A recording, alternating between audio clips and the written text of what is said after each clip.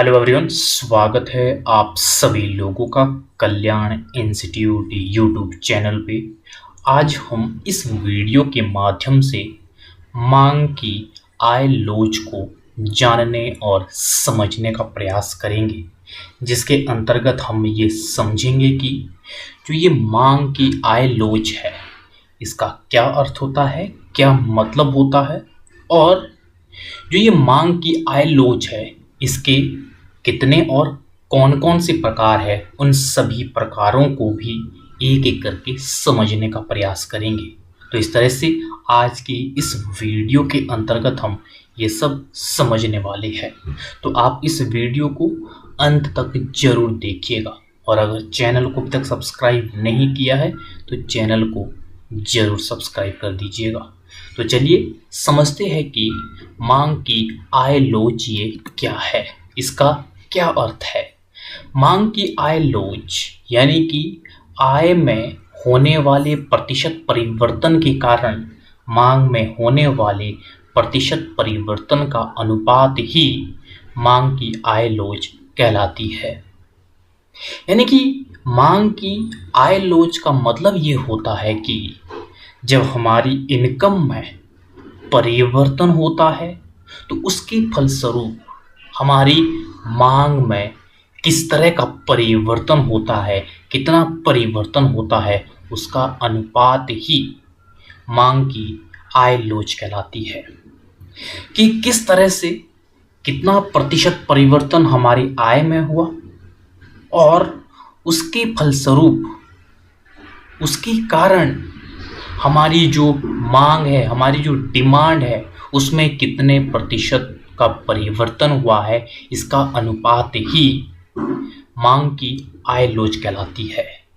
इसको किस तरह से, इनकम इलास्टिसिटी बराबर मांग में होने वाले प्रतिशत परिवर्तन भाग आय में प्रतिशत परिवर्तन से करते हैं। तो इस तरह से ये होता है मांग की आय लोच कि हमारी इनकम में कितना प्रतिशत परिवर्तन हुआ है, और उसके बदौलत, क्योंकि जब इनकम में परिवर्तन होगा तो जाहिर सी बात है हमारी डिमांड में भी परिवर्तन होगा, क्योंकि हम जो हमारी इनकम है, जो हमारी आय है, उसी के जरिए तो हम गुड्स एंड सर्विसेज को खरीदते हैं।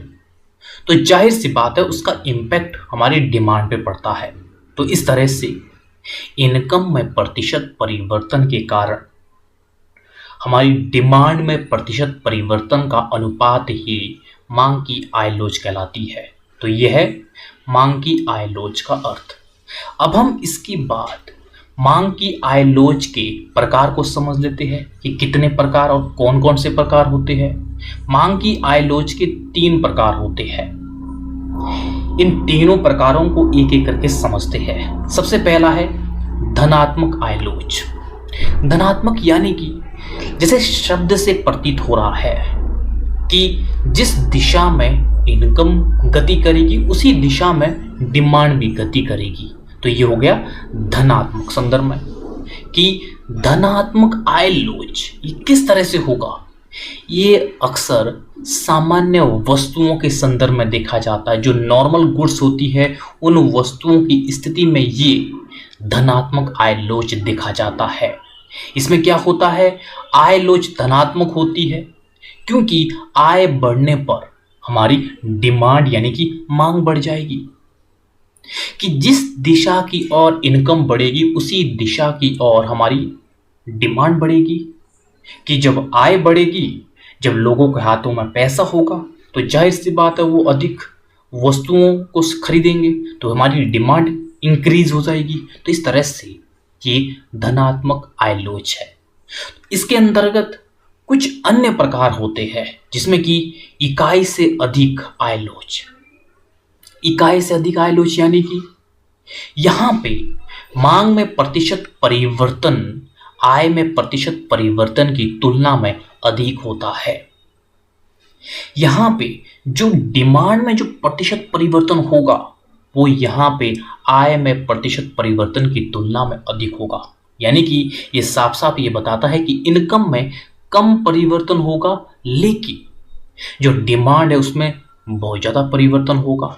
इनकम की तुलना में डिमांड में ज़्यादा परिवर्तन होगा और इसको हम इनकम इलास्टिसिटी ग्रेटर देन 1 के रूप में हम व्यक्त करते हैं कि किस तरह से यहाँ पे इनकम में कम परिवर्तन होगा, लेकिन उस परिवर्तन के फलस्वरूप डिमांड में इनकम की तुलना में ज़्यादा परिवर्तन होगा।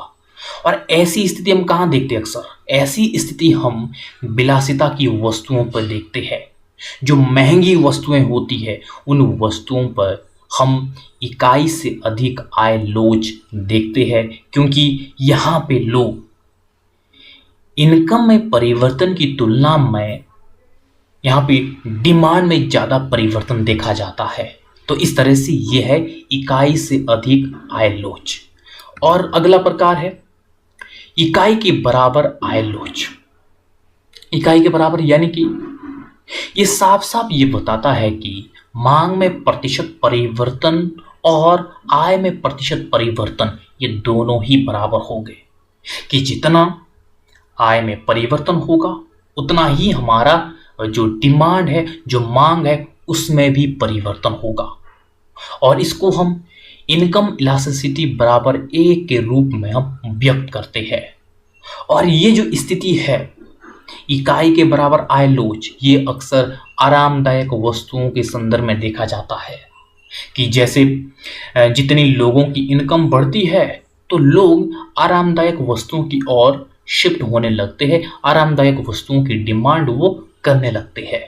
तो जितनी लोगों की इनकम बढ़ेगी उतना ही वो आरामदायक वस्तुओं की डिमांड बढ़ाएंगे। तो इस तरह से यह इकाई के बराबर आय लोच। और अगला है इकाई से कम आय लोच। इकाई से कम आय लोच यानी कि मांग में प्रतिशत परिवर्तन आय में प्रतिशत परिवर्तन से कम होता है। यहां पे जो डिमांड है वो डिमांड इनकम के प्रतिशत परिवर्तन से कम होगी। यहाँ पे लोगों की इनकम यानी कि लोगों की आय में तो अधिक परिवर्तन होगा, लेकिन जो लोगों की डिमांड है वो आय में प्रतिशत परिवर्तन की तुलना में कम परिवर्तन होगा। और इसको हम इनकम इलास्टिसिटी लेस देन 1 के रूप में व्यक्त करते हैं। और ये अक्सर कहाँ देखा जाता है? जो अनिवार्य वस्तुएं होती है वहां पे देखा जाता है। जो अनिवार्य वस्तुएं होती है उन वस्तुओं के संदर्भ में इकाई से कम आय लोच का ये स्थिति देखी जाती है, क्योंकि जो अनिवार्य वस्तु है इसकी डिमांड लगभग एक जैसी एक समान होती है, चाहे लोगों की इनकम बढ़े चाहे कम हो, इनकी डिमांड एक समान रहती है, क्योंकि सरवाइव करने के लिए ये अनिवार्य वस्तुएं बहुत ही आवश्यक होती है। तो इसीलिए अनिवार्य वस्तुओं के संदर्भ में ये इकाई से कम आय लोच देखी जाती है। और अगला है दूसरा प्रकार, वह है ऋणात्मक आय लोच। ऋणात्मक आय लोच यानी कि यहाँ पे नेगेटिव संदर्भ में आय लोच देखी जा सकती है। यहाँ पे क्या होता है? आय बढ़ने पर जब हमारी डिमांड यानी कि मांग घट जाती है, अक्सर यहाँ पे ऋणात्मक आय लोच के संदर्भ में ये देखा जाता है कि जब लोगों की इनकम बढ़ती है तो यहाँ पे लोग डिमांड कम करते हैं। अब हमें देखना पड़ेगा कि ऐसी स्थिति कब और किन वस्तुओं के संदर्भ में होती है। ऐसी स्थिति कहाँ देखी जाती है? जो निम्न कोटि की वस्तुएं होती है, घटिया वस्तुएं होती है, वहां पे ये स्थिति देखी जाती है।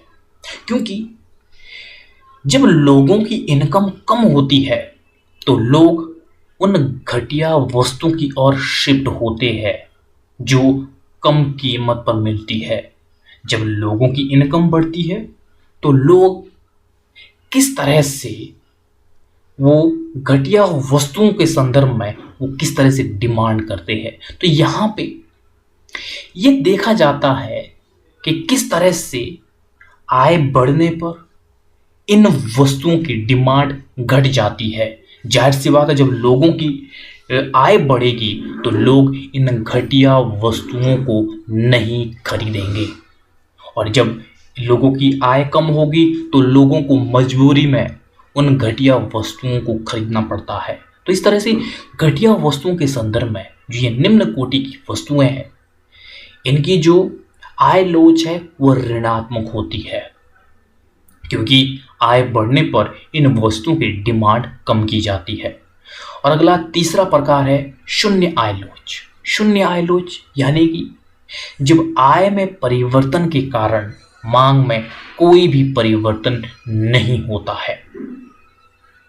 शून्य आय लोच का मतलब साफ साफ ये है, हमारी आय में, हमारी इनकम में तो परिवर्तन हुआ है, लेकिन डिमांड में कोई भी परिवर्तन ना हो तो उसे शून्य आय लोच कहते हैं। और इसको हम इनकम इलास्टिसिटी बराबर 0 के रूप में व्यक्त करते हैं। तो इस तरह से यह है शून्य आय लोच।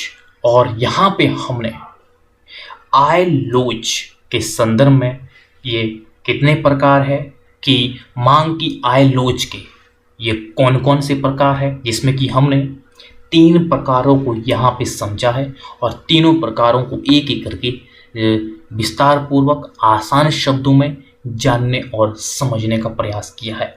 तो आज की इस वीडियो के अंतर्गत हमने मांग की आय लोच, इसका क्या अर्थ है, और मांग की आय लोच के प्रकार, इन सब को समझा है। तो मुझे उम्मीद है कि आज की जो ये वीडियो है, ये वीडियो आपके लिए बहुत ज़्यादा उपयोगी रही होगी। और अगर चैनल को अभी तक सब्सक्राइब नहीं किया है तो चैनल को जरूर सब्सक्राइब कर दीजिएगा और मुझे दीजिएगा इजाज़त। और आप सभी लोगों का बहुत बहुत शुक्रिया।